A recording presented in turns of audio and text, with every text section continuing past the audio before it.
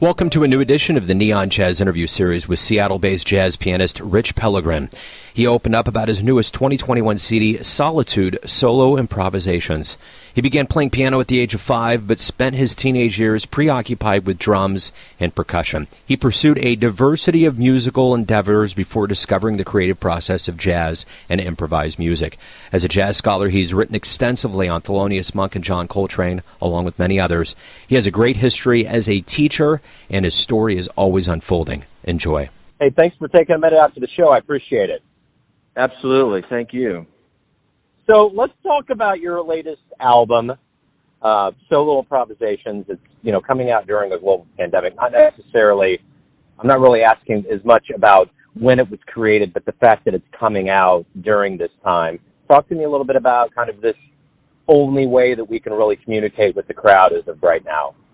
Yeah, well, it is very much of a pandemic kind of record. It is very much, I think, this idea of we're very isolated. There's a lot of people who are working from home, and, even when we're working from home, we have a lot of this unstructured kind of time, because you can pretty much work anytime that you want. And so there's kind of a lot of wandering around in this unstructured space, There's kind of an explorative quality to what I'm doing on this record, which is the free improvisation. It's just pure improvisation. I'm really just exploring and wandering around this open space. And I think there's a lot of that going on right now. People are kind of wandering around their heads, too. We're kind of trapped in our own headspace. There's a lot of contemplative aspects to this record. I think it fits very well with the whole pandemic times. It's also this idea of kind of getting back to nature. A lot of people are hiking and this kind of thing, and just getting out and wandering around. It's just kind of exploring new possibilities. I think that was does that answer your question? Yeah, absolutely it does, yeah. What do you ultimately want the listener to get from this? Those that take the time to download or purchase it, what do you want them to get from this experience? Well, yeah, I guess in contrast to my quintet records, the quintet records are really, they're very intense, and they're meant to be listened to very closely. You can listen closely to this album, Solitude, but it's also intended or works very well as just quiet background music, I think. I definitely wanted it to be kind of both of those things, possibly. I do think that it kind of calls out to be heard as an album, not just tracks. A lot of the improvisations are short, maybe a minute or two. So if you just kind of find one or something, it pops up on YouTube, it's just like a minute or two of something. But I did really try to craft it, excuse me, after the fact. I tried to craft it after the fact into a cohesive album. So it's very much of an album kind of release. So there's that, and I do hope that it speaks especially to people in this unusual time that we're going through, and I think that it is a very contemplative album. It has, there's a lot of sadness in it, but also hope. So I think it speaks very well to the time that we're in right now. So you've been at this since you were 5. Were you destined to be a jazz musician, or did you have any other dreams while you were growing up? Well, it was a long, circuitous route, honestly, to doing this. But I was always in music. I did start classical piano lessons when I was very, very young, and I got into percussion and all these things, and back to piano. For a while, I was composing, and but I guess what I love about jazz is the way in which composition and improvisation combine. Actually, it's sort of the collaborative process, the creative process of jazz that makes it so different from other kinds of musical creation and art forms. It's not rigid in the performance or the composition. I like how, I guess when I'm composing for my quintet, for example, you're composing. Yeah, okay, you are composing, but you're not writing out every single note that people are going to play and every dynamic and articulation and trying to control everything like that. I love that you're really composing a framework, You're trying to sort of create the conditions for great creativity to happen. In fact, a big part of the composing process, I think, is choosing or putting together that band, at least with the kind of band that I lead, where I let the musicians do their thing. I tell them generally what I want, but I pick these musicians because I just absolutely love them and what they do so much. I trust them so much more than I trust myself to, my bassist. To come up with incredible bass stuff. I'm not a bassist. I don't know. I wouldn't know what to tell a bassist to play exactly. And that's what I love, is that you create the conditions for this magic to happen. You write a tune. Okay, yeah, it's not really a composition. It's the melody and the chord changes, but there's so much freedom within that, and you're just kind of setting things up. And then you're saying, I've got these guys, I've got this bassist, this saxophonist, they're going to do their thing. And just creating the right conditions for this kind of magic to happen. And I really love that aspect of it. Also, I guess, it's not rigid, as I said, sort of in the composition or in the performance.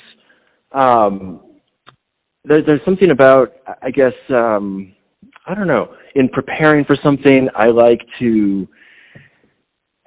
I guess I like that, the preparation for a session or a gig is in the practice room. It's just practicing. It's just doing it,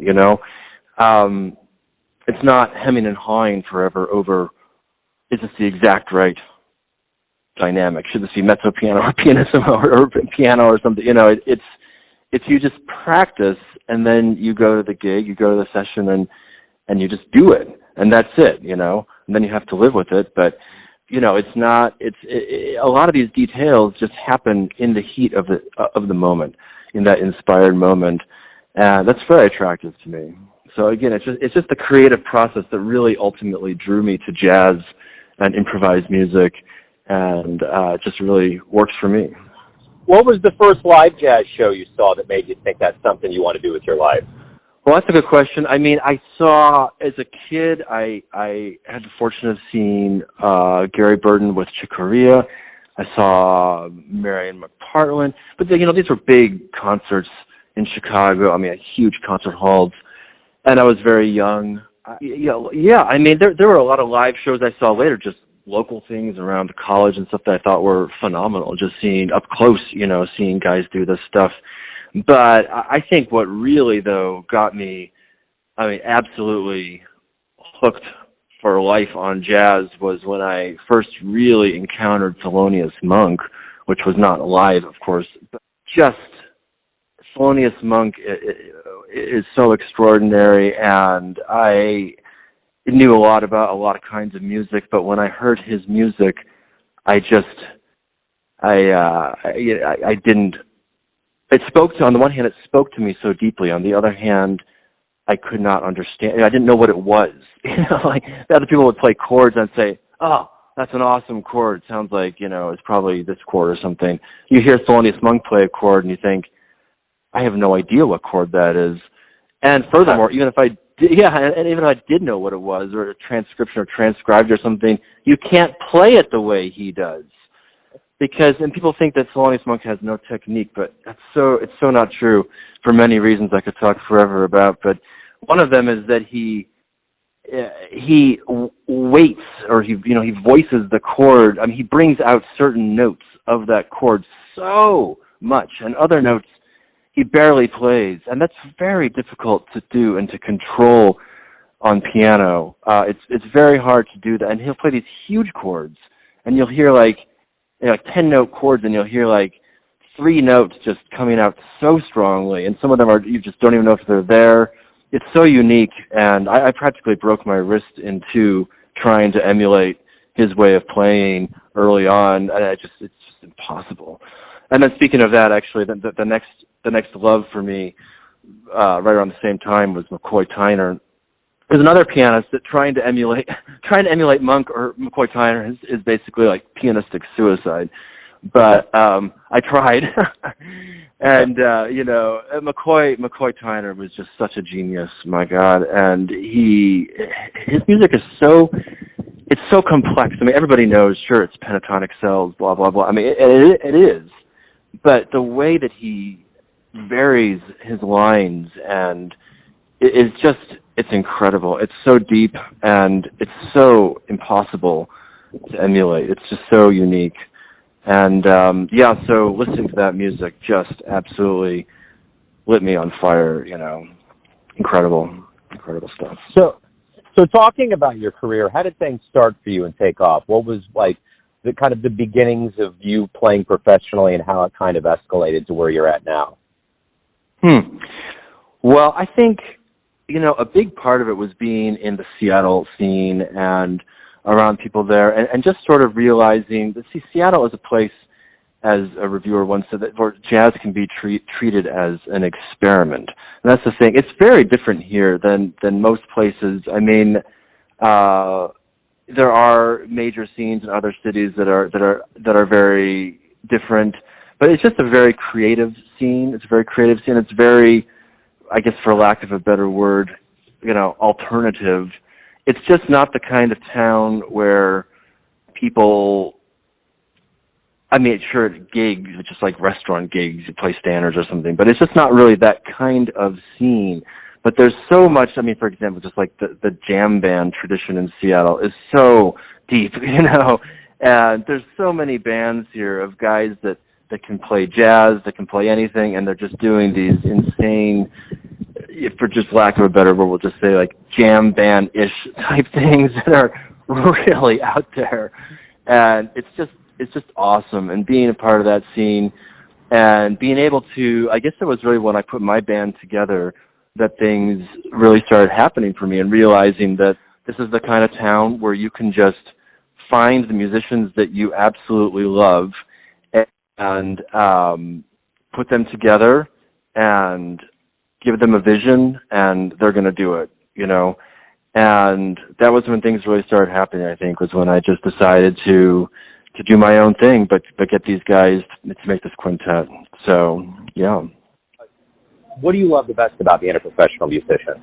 I really love the artistic process. I already talked a lot about process, but I am fascinated by the larger process too. The idea that you're always building towards something, trying to conceive of the next project, trying to dream up what you're going to do next. You don't even know what it always seems so inevitable once you've done it. But I mean, I had no idea I was going to be doing this solo project. I was always in the back of my head like, oh, I'd love to be able to play solo, but like I didn't really just think I could do it or something. And then all of a sudden I was doing it, and it was just kind of came out of the blue. And it's just amazing how you have this combination of you're trying to dream up what you're going to do, you're trying to figure out what's going to happen next, and then also you're trying to plan it, and then things just happen too. And it's just that process, that excitement, that exploration of potential that I think is so exciting about being an artist. That's what I think a true artist, or many true artists are, maybe not every artist, but I mean, think about Coltrane, for example, just in 10 years going through this incredible journey through 3 completely different stylistic periods. Miles Davis, just every decade and more, he's got, a completely new thing going on. Just this constant evolution and constant surprising and constant, listening to what's going on and reacting to that. Like right now, I'm just starting to do, I guess this whole pandemic thing, I'm working a lot alone, and I think for the moment I'm kind of done with the completely purely improvised solo piano concerts. For the moment, I don't want to do that, but what I've done is I'm starting to work with live looping with an acoustic piano now, and it's something that I never thought I would really do. I mean, why do pianists need to have more piano tracks? But I really like, sort of drumming on the piano and putting paper in the piano and making percussive sounds that way. And so I'm experimenting with, recording like these drumming tracks or percussion tracks on the piano, and then putting the chords and the melody and just kind of building it as I go and having a little more freedom to focus on melody, rather than just trying to do it all at once.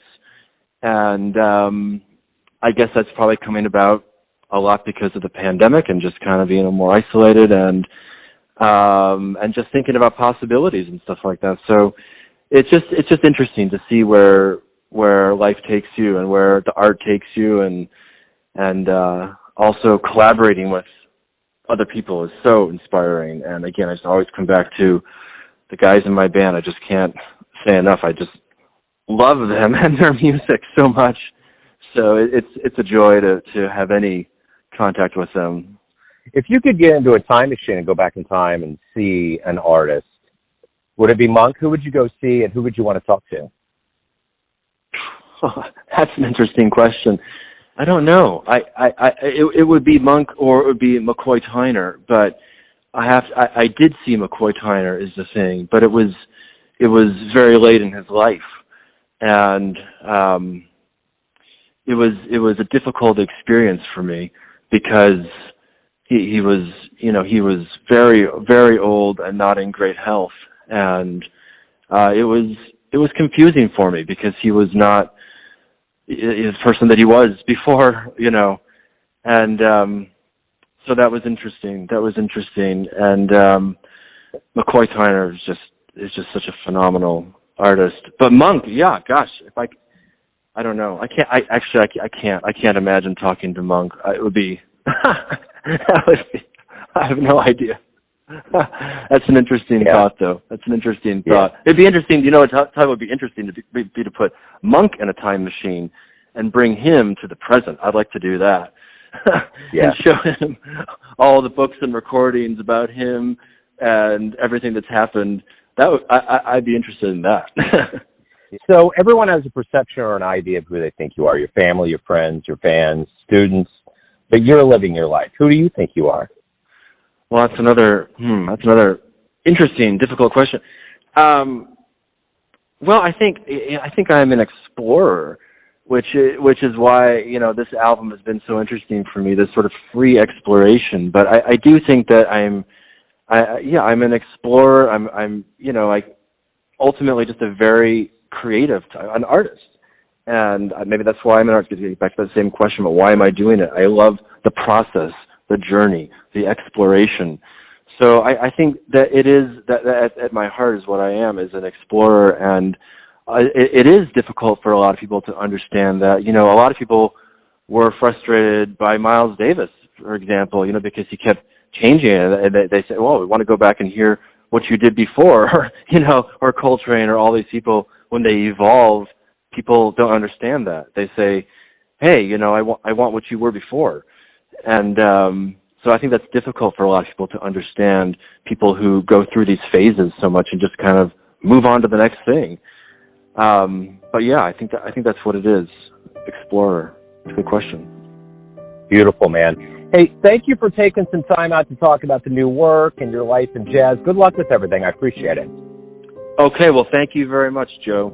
Thanks for listening and tuning in to another Neon Jazz interview, where we give you a bit of insight into the finest players in Seattle, Kansas City, and spots all over the world, giving fans all that jazz. And thanks to Rich for his time, music, and cool. If you want to hear more interviews, go to Famous Interviews with Joe Domino in the iTunes Store. Visit Neon Jazz at youtube.com, and for everything Neon Jazz all the time, go to the neonjazz.blogspot.com. Until next time, enjoy the jazz, my friends.